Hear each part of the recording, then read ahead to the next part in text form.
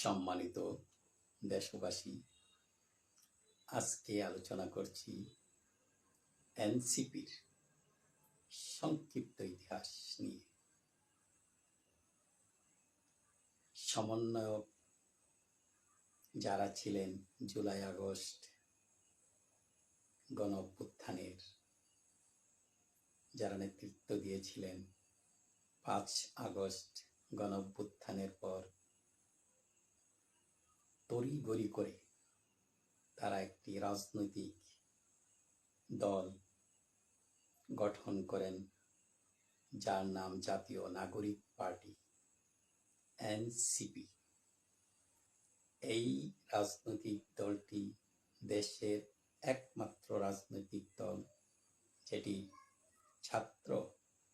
ছাত্রীদের নিয়ে গঠিত হয়েছে।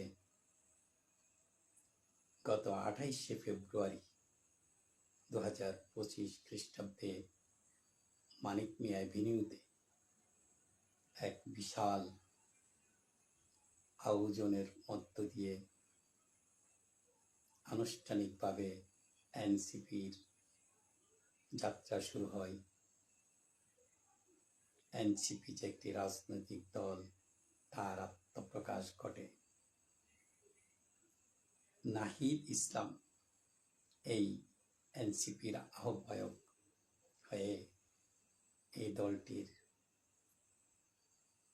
কর্ম পরিকল্পনা নিয়ে কাজ করে যাচ্ছেন।